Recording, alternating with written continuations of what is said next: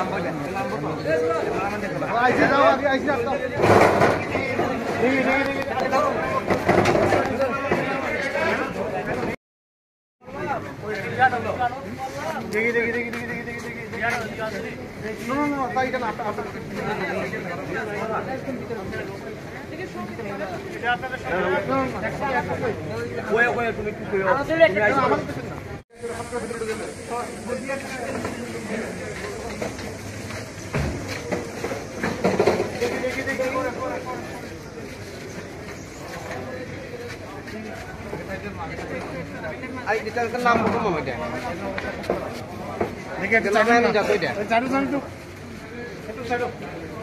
আসতে করে নিয়ে টেবিলে বসা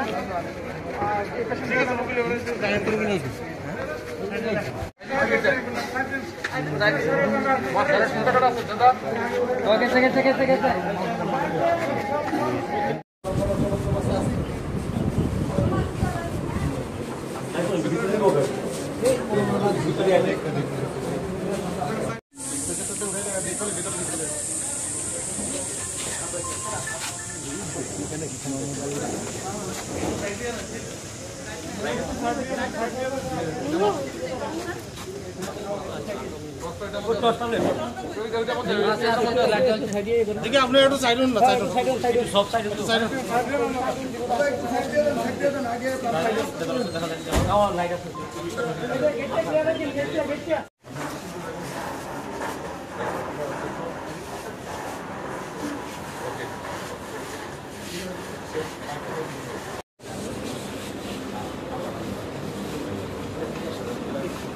বাবা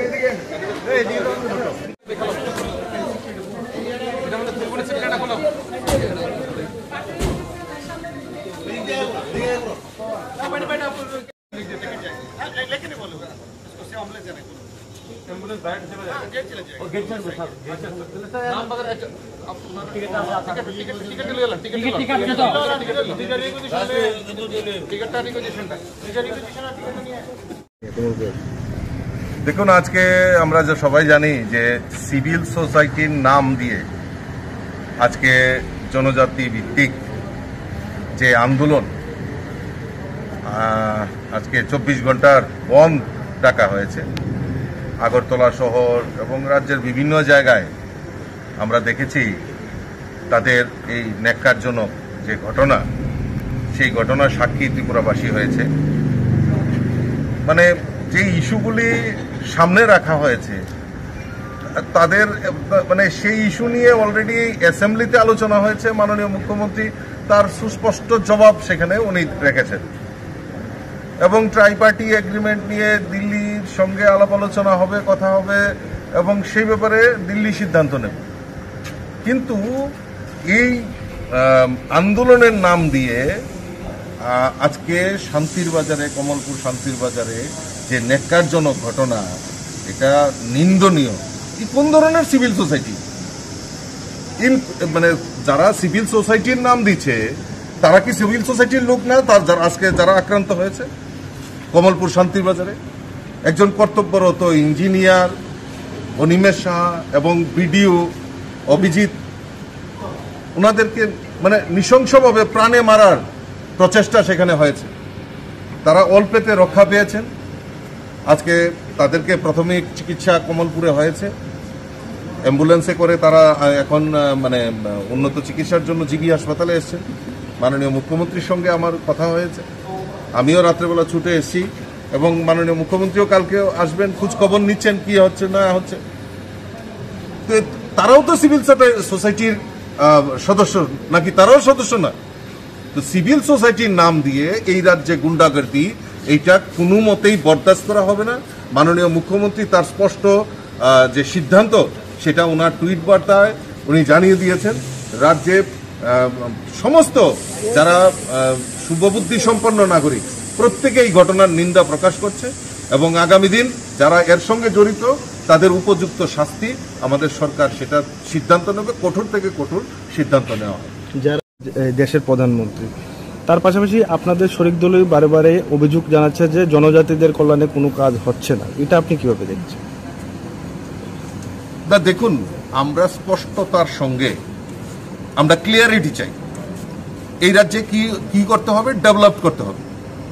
আজকে জনজাতি আজকে স্বাধীনতার পর থেকে এই ত্রিপুরা রাজ্যে জনজাতিদের বিকাশের জন্য কয়টা দল আন্দোলন করেছে? জনজাতিদেরকে শিক্ষার আলো থেকে পিছিয়ে রাখা কই? আমরা তো দেখেছি বড় বড় তাবর তাবর নেতা, এই রাজ্যের মুখ্যমন্ত্রীও তো জনজাতি হয়েছিল। শিক্ষার জন্য কি ব্যবস্থা করেছে? আমাদের সরকার আসার পর আমাদের যেটা প্রায়োরিটি সেটা হলো জনজাতিদের শিক্ষার মানে তাদেরকে শিক্ষায় শিক্ষিত করা। আজকে জনজাতিরা কেন পিছিয়ে থাকবে? এই রাজ্যের টিসিএস অফিসার, ডক্টর থেকে শুরু করে ইঞ্জিনিয়ার থেকে শুরু করে তারা অগ্রণী ভূমিকা পালন করবে আমাদের জনজাতি অংশের ভাইয়েরা বোনেরা। তার ব্যবস্থা তো এতদিন হয়নি। কেন গ্রাম পাহাড়ে রাস্তাঘাটের উন্নয়ন হবে না? তার জন্য তো আন্দোলন হয়নি বিগত দিনে। পানীয় জল পৌঁছায়নি, তার জন্য তো আন্দোলন হয়নি। শুধু আলাদা ত্রিপুরা লেন, আলাদা গ্রেটার ত্রিপুরা লেন, আলাদা স্বাধীন ত্রিপুরা এইভাবে আন্দোলন করে রাজ্যের উন্নয়ন করা সম্ভব নয়। ভারতীয় জনতা পার্টি, দেশের যশস্বী প্রধানমন্ত্রী নরেন্দ্র মোদীর নেতৃত্বের সরকার, যেটা সবচেয়ে প্রায়োরিটি সেটা হলো জনজাতিদের বিকাশ। আর আমাদের মূল লক্ষ্য জনজাতি বিকাশের মাধ্যমেই এই রাজ্যের বিকাশ সম্ভব। আর সেই সংকল্প নিয়ে আমাদের সরকার কাজ করছে। দেখা যাচ্ছে যে আপনাদের শরিক দলের বিধায়ক, ত্রিপুরামতার বিধায়ক এখানে রয়েছে, ত্রিপুরামতারও একটা সাপোর্ট রয়েছে পিছন থেকে। তো মানে এটা কি আপনার মনে হচ্ছে যে আপনাদের সঙ্গে যে শরিক দল রয়েছে তারা সঠিক ভূমিকা পালন করছে না আপনাদের পেছন থেকে কোনো ধরনের করছে? দেখুন, একটা কনস্পিরেসি তো আছে রাজ্যে, অশান্তির বাতাবরণ তৈরি করা। যেখানে আমরা দেখেছি, আমরা বিগত দিনে এই শারদীয়া দুর্গা উৎসব, আমাদের রাজ্যের প্রধান উৎসব, জাতি জনজাতি সকল অংশের মানুষ সেখানে ইনভলভ হয়। আর এই শারদীয়া দুর্গা উৎসব একদম খুব স্মুথলি সেখানে আমরা পালন করেছি, কোনো অপ্রীতিকর ঘটনা ছাড়া। আমরা শারদীয়া যে আমাদের দীপাবলি উৎসব, এই দীপাবলি উৎসবও আমরা সেটা মানে আমরা খুব সুন্দরভাবে পালিত করেছি। জাতি জনজাতি সকল অংশের মানুষ সেখানে পার্টিসিপেশন করেছে।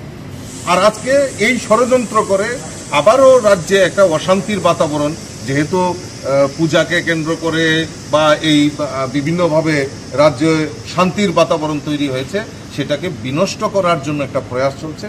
কে করেছে, কার করেছে সেটা বড় জিনিস না। বড় জিনিস হচ্ছে কারাগারের এর মধ্যে ইনভলভ, তাদের কাউকে রেহাই করা হবে না। মাননীয় মুখ্যমন্ত্রী অলরেডি সেটা ওনার টুইট বার্তায় সেটা সেখানে জানিয়ে স্পষ্টতার সঙ্গে জানিয়ে দেওয়া হয়েছে।